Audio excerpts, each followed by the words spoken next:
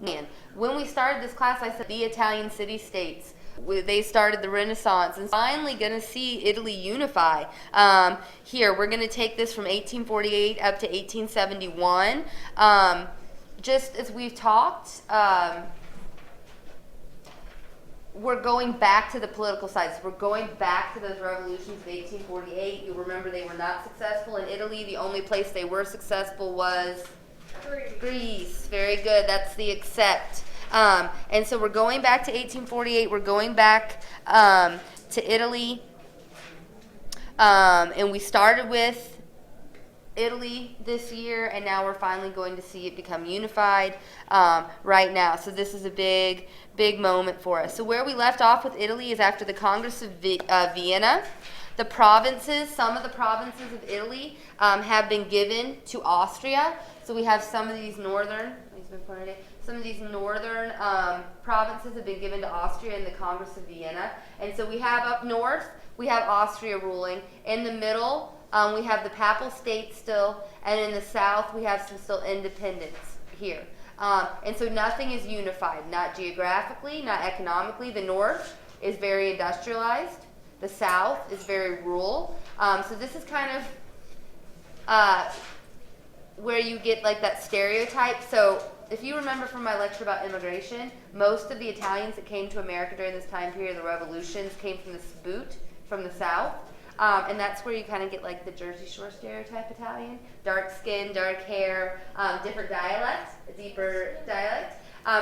And the northerns are going to have lighter hair, lighter eyes, and a different dialect. So this is where you kind of get that division. But most of the southerners that are going through revolutions right now that are failing until we get to this here are going to be the immigrants to America, just to kind of let you know what's going on there. So here we are after the collapse of the revolutions of 1848 to 1849. They were failures. They were the young Italians. They were the Carbonari. They were dreamers. They were romantics. They were kind of like the people in the street, the parents going, I know what I want, let's build a barricade, but they don't have a plan after that. Like, oh, crap, like, oh. And so they didn't have a plan to follow all the way through. So we had the failure of the revolutions of 1848 and 1849. So the unification movement then is going to shift. And our shift is going to take place, it's going to shift to Sardinia, Piedmont, okay, under King Victor Emmanuel and his prime minister, Count Cavour. And then we're going to see, we do get to talk about one dreamer left. Garibaldi is going to be our dreamer, our romantic today. But these first two are why this unit is called Realpolitik. They are Realpolitiks. So they are ruling in the north here, north and central, Sardinia and Piedmont. And what they're going to say is all we want to do right now is to unify these areas of Italy. That's the part of Italy that they control. And so just to go, I'm going to come back to each of these individuals. Don't feel like you need to know each of them right now already. Just some pictures. So like the beard, to stop all beards, we have King Victor Emmanuel. He is the king of Sardinia, Piedmont. He wins Movember for sure. Even when he doesn't have this beard, he even has a more brilliant mustache. So if you ever go looking for pictures of him, like, it gets kind of out of hand. So King Victor Emmanuel, he's the king of Sardinia, Piedmont. This is Count Cavour on the left. So here's our count. He is the prime minister under King Emmanuel. So he's the prime minister of Sardinia, Piedmont. And then over here, and I think you can just tell from this picture, right? Like he looks like Theodore Roosevelt, like a Rough Rider. Like this is our romantic. This is our dreamer. This is our rough and wild, go get it done kind of guy on his dreams. This is Garibaldi. Okay, so these are the three key figures that we're going to be talking right here. And these three figures replace our three from our revolutions of 1848. They're going to replace Mazzini, Pope Pius IX as ruler, because, you know, the Papal States, and replace Gioberti that we talked about in 1848 that led the revolutions. So we're replacing these three with a new wave of revolutions. The young Italians are out, the Carbonari's out, and we're starting the age of Realpolitik, meaning we're going to have some planners.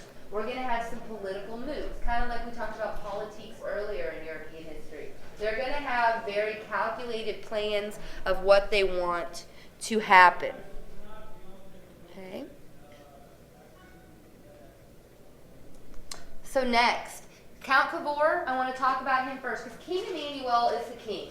He's the ruler, but it is Cavour who's going to get the most done. He is the planner. He is the prime minister under King Emmanuel, and he is going to, he's called Count Camillo Benso de Cavour. I'm just going to call him Count Cavour because that's just a lot of name to say. 1810 to 1861, he is going to lead our struggle for Italian unification. He is our leader. He's not the king, but he is the mind behind the business. Okay, right here. He is the guy. He is going to serve as prime minister from 1852 to 1861, and he is essentially a moderate nationalist. So he's not like a crazy nationalist, like out in the streets. He's a moderate nationalist, but he believes in national unity, that Italy, Sardinia, Piedmont should be ruled by an Italian, and that it should be unified, it should be united. He's also an aristocratic liberal. So remember, nationalism and liberalism go together, back to some isms. If you go back, and I reminded the other class, they looked at me like, oh, I didn't know I could do. You can go back to your other note packet. I took that isms chart all the way out through this time period. Use it as a tool. I did that on purpose. I didn't put it back in this packet because I didn't want you to just feel overburdened by more papers because you already have it. All right, so this is the age of realpolitik. He is a realpolitik. He is the planner. He's the leader of our unification movement. He did not employ romantic illusions. Like, he's not a dreamer. Like, oh, I wish this would happen and maybe it just will. No, he's like, I will make a plan and only what's going to happen is what I make happen. He is also the editor of the Il Risorgimento, and you know me in Italian, Risorgimento. Whatever. It's a paper. It's mainly letters to the editor, opinion pieces, and it's a driving force between unification and nationalism in Italy. And it also says Sardinia should then, if Italy is unified, be the power. Okay, they should be the ones in charge, the foundation. Of course, you're going to say that because he's from where? He's from Sardinia. So of course he's the prime minister there. He's going to want them to be in power if Italy gets unified. So think about his motivations as we move forward.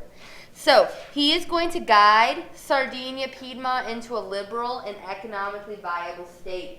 You want to note here, he is going to model after the French. Remember where I said the only time I've got to tell you that the French sneezed and it was good that the rest of Europe caught a cold? This is it. Napoleon III's domestic policies are going to be copied by Count Cavour, and we're going to see by some other states trying to unify at this time.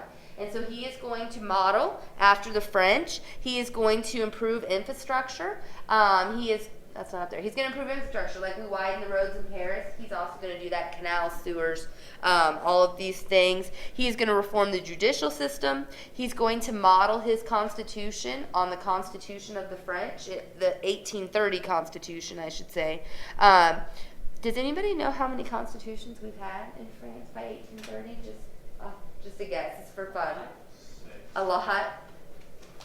6, I think, during the French Revolution, the first couple.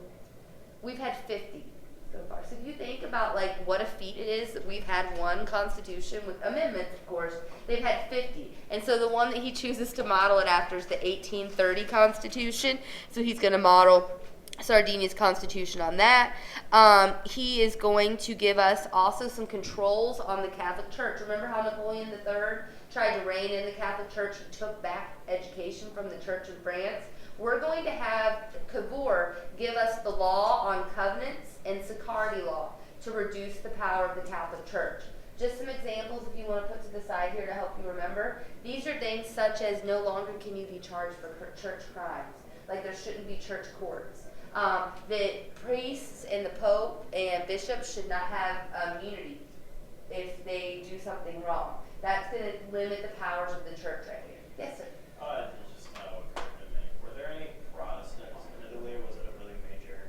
There were some Protestants in Italy. So, like, really prominent? I know, like, it was a big deal in France and Holland, I mean, in the Netherlands. It's still predominantly Catholic. Okay. Because the Papal State still exists Right. centrally.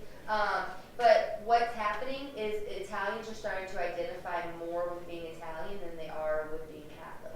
And so they're going to start to want to see the church and state kind of separate here. Good question. And so I put this in bold here, and not to be like snarky. This is the 5th time I've mentioned this to you, and it's the 5th time I've put it in bold, and it's the 5th time it's been in a note packet. Just saying. you might want to know that the syllabus of errors is the Pope's reaction at this time. It wasn't just the Pope's reaction to Napoleon III, it was the Pope's reaction to liberalism. So if you saw a question on a test that said what document is anti-liberal, you would say it is the syllabus of errors. This is the Pope's reaction. Remember, it's that long list I've talked to you about before? If you think this, you were wrong. If you think liberalism is good, you were wrong. If you think the Pope is not right in everything, you were wrong. It's that list of it says what it is. It's a syllabus, I'm making a list of all the things you're wrong about. So this came from the Pope. This was reaction to Napoleon and to Cavour. It's reactionary piece. And it's also, so it's a response to both France and Cavour. It's against socialism. It's against liberalism. It's against separation of church and state. It's against education being run by the state. It's against all of these things. So just a pretty long list of poo on you by the Pope. Okay? So make sure that you know that that's an anti-liberal piece of writing. Okay, and so here's a map. I am recording this, and I advise, if you can't see, we can see it better in here than we could in my other classroom. But, so you have Piedmont here, you have Sardinia. So here's what we're talking about, northern Italy. This is what they're going to try to unify first. We have the territories here that are going to be held by Austria after the Congress of Vienna.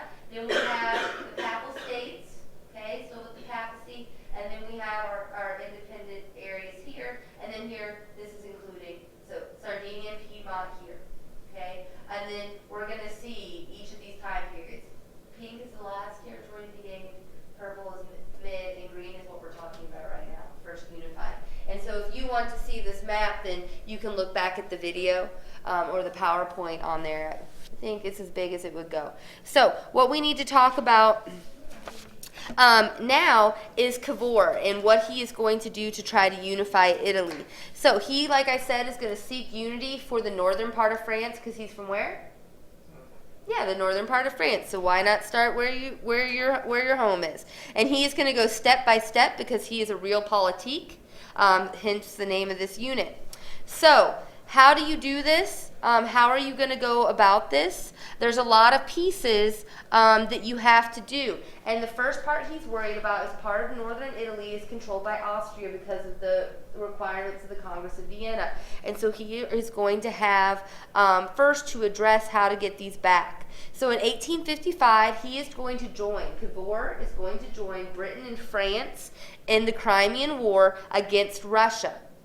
As a result, they're going to gain an ally, and they are going to gain the French. Okay, they are going to gain France as an ally. So Cavour, very politique, and this says, let's join a war we have nothing to do with, so we can get France on our side. So trying to get France on their side. He's thinking right now, if I scratch France's back, if I scratch Napoleon III's back, he'll scratch mine. And when I try to pick a war with Austria, he will come to my defense. Okay, so that's his motivation there. There's the first step. This is also our first secret alliance. Austria has no idea that Cavour is meeting with Napoleon III and making a secret alliance, that if something happens, if somebody comes after us, you've got our back, and vice versa. So keep that in mind. Austria has no idea this is going on. And so Cavour at Plombières, which is this little red dot in France right here, it's the name of the city where they meet, gets a promise from Napoleon III that France would support a Sardinian war with Austria for the creation of a northern Italian kingdom. And of course, who wants to control it? Sardinia, because Cavour wants some power and King Emmanuel wants some power. And what's the problem with Cavour's plan here? What does he need to happen? What's the one piece missing? So we've got Napoleon on his side. Yeah, he needs Austria to want to fight them. They don't want to fight them. They don't have any reason to fight Sardinia. They already hold land. They aren't going after Sardinia. They don't have anything that they really need to do. And so Cavour's got Napoleon, but he's got no war. And just a side note here, how Cavour gets Napoleon to agree to this is he's going to promise Savoy and Nice to France, these territories, if France helps them out. And so they're going to gain territory, France. They're not just going to do it for free. So what Cavour is going to have to do then is he's going to have to poke at Austria. You ever seen like a fight in the hallway and you can tell the one person really doesn't want to fight, but then you have that group of people ringing up around them and you have them like, come on, come on, come on, like you're being provoked. And sometimes the other person will walk away, but sometimes they're drug into a fight they don't want to be in. This is what's going to happen to Austria because Cavour is very smart and he's very much a planner. So what happens is the Lombardians, which are a group of peoples right outside of Austria and territory that they hold, are going to start their own set of revolutions, pressured by the Sardinians. So Cavour sends people in and says, hey guys, like you really shouldn't put up with like being ruled by other people. You should like revolt. So they're pressured, they're like pushed by the Sardinians. And Austria comes in and says, whoa, you can't do that. We didn't authorize that, and they demobilize them or demilitarize them. And so as a reaction to that, Sardinia Piedmont says, that's not okay, Austria. You can't tell those people they can't revolt. And then what's Austria left to do? Fight. So they declare war. He actually gets them to declare war on him. Completely provokes them into a fight. So Austria declares war on Sardinia in 1859 after being provoked by Cavour and the Sardinians. Okay? So what happens out of this battle? We have France on the side of Sardinia Piedmont. They're going to win pretty quickly. They're going to gain the territory of Lombardy, but not Venetia yet. We'll get to Venetia. As a result of its 1859 war with Austria, they get Lombardy. France, as we said, had briefly come to Sardinia's aid, but does anybody remember what Napoleon III's number one problem was with his rule? His foreign policy. And so Napoleon III getting sucked into this war after the Crimean War is going to be one of those reasons that he starts to lose power and has to kind of turn back home. Napoleon III is going to get criticized. First of all, Austria is Catholic, France is Catholic. And they're going to say, why are you coming in to fight against these? Second of all, he is going to have to turn his attentions other way, in other areas, and the French public is going to be concerned and pressure Napoleon to pull out. Okay, so it's again that weakness of his foreign policy. Not a smart idea. Of course, it was a secret alliance, so not everybody knew what was France stood to gain. So he's going to back out, but in 1860, Cavour is going to be able to arrange the annexation of Parma, Modena, Romagna, and Tuscany into Sardinia. From this victory against the Austrians, and he will go ahead and give Nice and Savoy to France for their help, even though Napoleon had to pull out. Okay? Another reason France, of course, is they're afraid of Prussia. Napoleon III is not ready to fight like a world war here, and he sees very quickly that this could draw a lot of people in. So Napoleon's going to back out for the time. Spoiler alert, you already know that he gets captured, but we'll come back to that later. And so next we need to talk about, we've talked about King Emmanuel. He is the king. He is above the Prime Minister Cavour. Cavour's our man in planning. Now we need to talk about our romantic. So, what part of Italy was Cavour unifying? North. Okay, so now we need to talk about the south. And historians like to call this up the boot. This is Garibaldi. Giuseppe Garibaldi is going to be our liberator in the south. And he, kind of a fascinating story. This is the part that Block 1 really liked. So we have northern Italy is unified, and then we have this guy, Giuseppe Garibaldi, who was a young Italian, who was a Carbonari. He had been captured and tried during the early revolutions of 1848 and found guilty, and he was going to be put to death. He escapes to South America, where he will go down there and meet a lovely revolutionary woman named Anita. And she is from, let's see, she supports a revolution. It's not Uruguayans, like with the Uruguayans. And so she is a revolutionary, meets her, falls in love with her. They become like this dynamic revolutionary couple. And they are going to support a lot of revolutions in South America, get those done. I think he serves like a couple odd jobs while he's there too. He's like a schoolmaster and all of these things. But so he's safe there, and then he decides to follow his heart because he's a romantic, and head back to Italy. And his woman behind him, because he helped her with her revolution, she's going to follow him.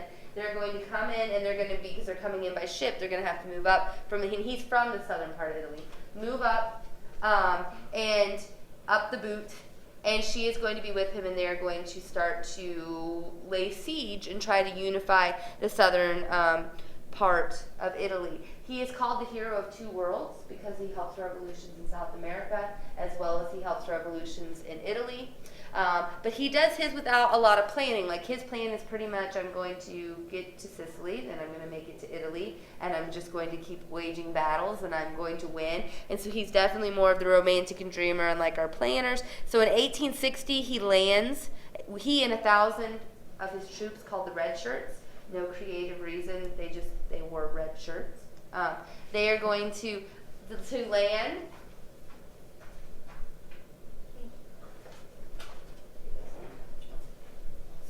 So they are going to land and start moving up from Sicily and extend the nationalist activity in the south.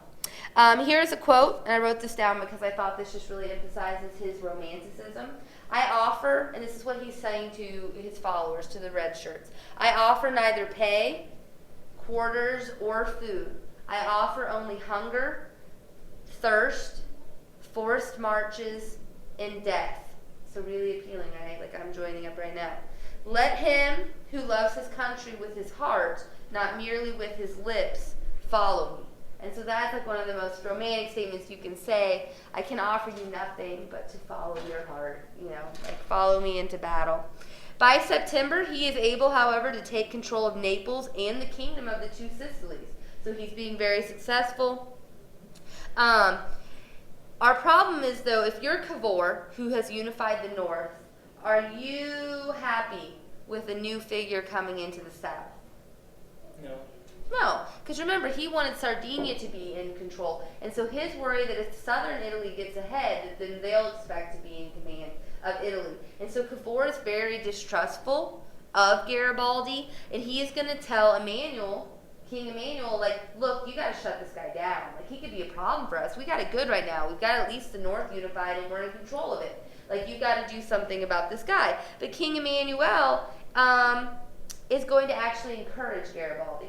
I think that he doesn't get given enough credit, like by Cavour or by historians. I think that he was really a realpolitik as well. He let Cavour do a lot of his work, but I think that he had a very firm grasp, like, let's let this guy do all of the work and we'll reap the rewards from it. And so Cavour, still not sure, is going to insist that Sardinia be the foundation of the Italian nation. And he's going to kind of be like, I think of him as like that little puppy. He's going to start following Garibaldi's like conquest around, and then like he'll come in after, because Garibaldi's romantic. He's just moving on to the next battle. And then so Cavour, like a little puppy, then will come into that area and set up elections and governments that have to do with Sardinia. And he's just kind of following Garibaldi, distrusting him, setting up Sardinian governments behind him.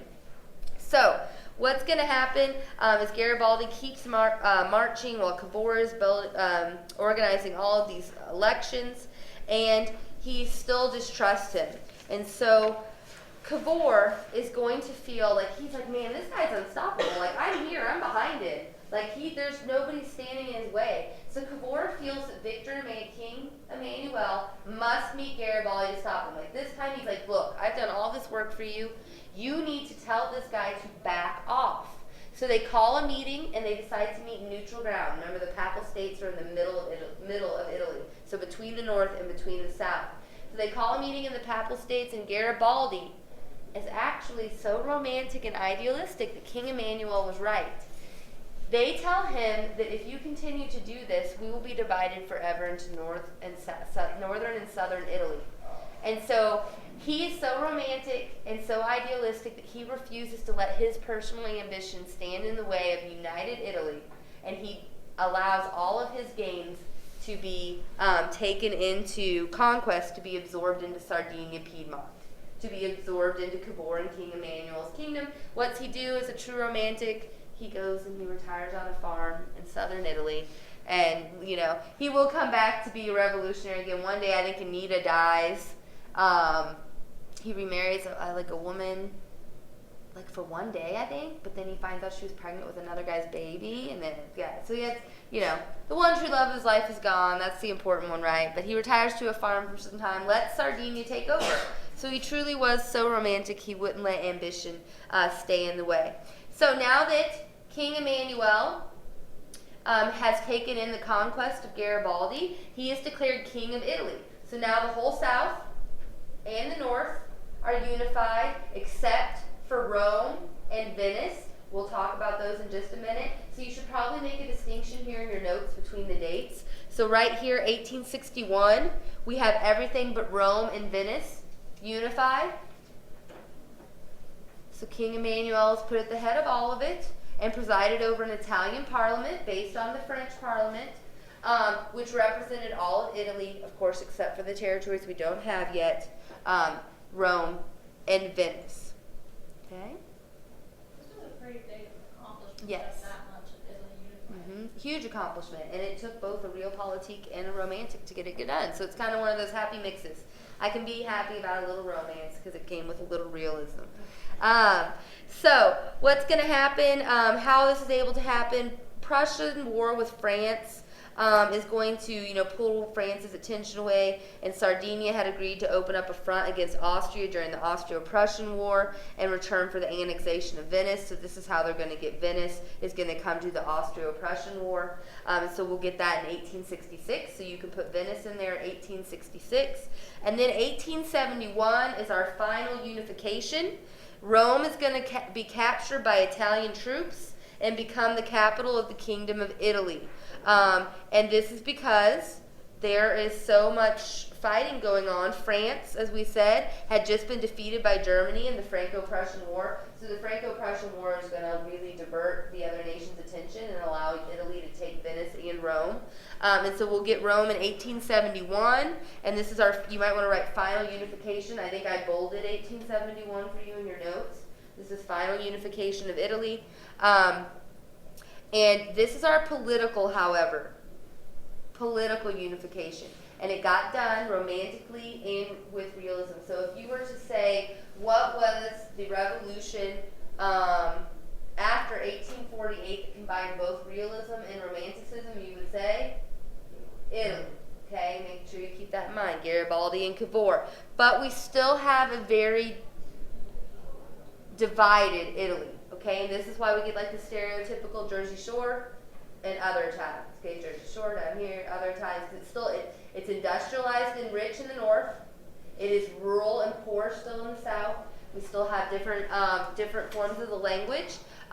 We are going to have like progressive and non-progressive. The thinking is different. This is where, you know, unfortunately, a lot of the stereotypes come from. But we do have political unification, and that's the important part, and we're going to see this as we move on. And so we started with only this, Sardinia, and then we're going to gain all of this. And so the later stages, of course, what we gained from Austria, and then the unified Italy as it looks today. Okay, and that's Italy. I mean, it's a pretty simple story. Look, some romance in there, but a lot of realism. Do you guys have any questions about how Italy? You guys aren't having as much fun with Italy's first block. Maybe I'm not as funny on What were it. they having fun with? I don't know. They really got into the romantic story, and they were picking like on Italians, and they were like, Well, you Yeah. have Not in- yeah. yeah. He's not. He has kind of a sarcasm for romanticism as I do. So, but maybe it's just third hour. We just don't have the pep after lunch. I concur with that. It takes like I'm like, oh, caffeine. All right, so no questions, nothing we want to make sure that the girls get on here that they might have missed. I guess I should say the QD for the ladies that are going to be listening. So your QD for today, which we'll stop and do right now. What examples of nationalism can you identify and analyze in Italy from 1848 to 1871? And this comes directly from your essential question 2 in your note packet, except we're going to be following this question all the way through Germany and Prussia still. So we can't answer the whole thing. And then homework for the weekend. You have your AP prep packet. You have Unit 8.1 Part 4, which will start on page 9. Number 5, numeral number 5, German unification. And then you'll have your words of the week quiz. And that will be it. And your AP packet isn't due till the end of next week. I'm going to hand back your tests right now. Your test revisions aren't due until the end of next week. And I'll have your papers back to you because I still have some people coming to finish, hopefully today. I'll have your papers back to you at the first of next week, and you'll get to revise those. Any questions over deadlines? Because the rest of the time is going to be work time. All right, I'm going to turn the recording off then.